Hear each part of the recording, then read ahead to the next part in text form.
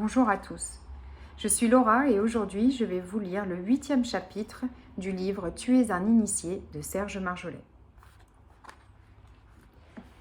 Une école de magie, si elle existait, demanderait des études minutieuses, des discussions passionnées sur tel ou tel exercice ou révélation. Plus que l'étude et la pratique secrète, totalement secrète de la magie et ensuite de la cabale, le but à atteindre, le but à fusionner avec est Dieu, uniquement Dieu. J'interdirais presque la radio, la télévision, le cinéma, les journaux et magazines. Une école de magie n'est pas une école comme une autre. On s'intéresse moins à ce qui se passe à l'extérieur et plus à ce qui se passe dans votre être intérieur. Une telle école demande de grands efforts de la part des élèves.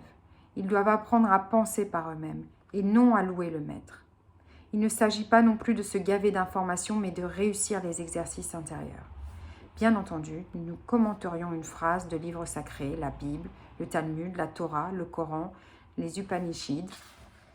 Patience, volonté, mysticisme et surtout humour permettraient de débloquer des énergies neuronales bien assoupies. Un contact étroit avec la divinité de chacun permettrait également de vivre les révélations venues du plus profond de l'être. Des ascèses harmonieuses seraient nécessaires afin d'apprendre à se libérer de l'ego et de tout ce qu'il représente, en peur, désir, doute, orgueil, vanité, futilité.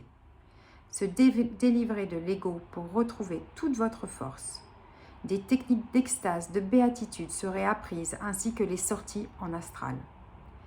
L'élève apprendrait des connaissances secrètes sur les plantes, les poudres et les huiles essentielles. De belles baguettes magiques permettraient de réaliser de grandes choses.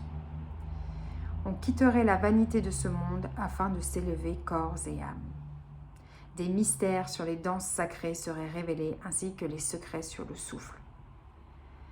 Du terrestre commun, nous passerions au sublime. La transcendance serait perpétuelle, ce qui faciliterait le renoncement au plaisir du monde terrestre. J'apprendrai aux élèves à se concentrer sur chaque lettre de divers alphabets afin d'en vivre la lumière, afin d'en galvaniser leur lumière intérieure et bien d'autres merveilles encore. Et oui, ce serait beau mais inatteignable. Qui aujourd'hui consacrerait tant de temps à ce travail ? Les juifs très croyants hassidiques ? Les soufis et leurs élèves ? Mais nous, braves occidentaux, avons-nous encore besoin de cela ? Avec les livres de France Bardon, chacun peut réussir restant chez soi, en chaussons et en pyjama. Je vous remercie et je vous souhaite une bonne journée.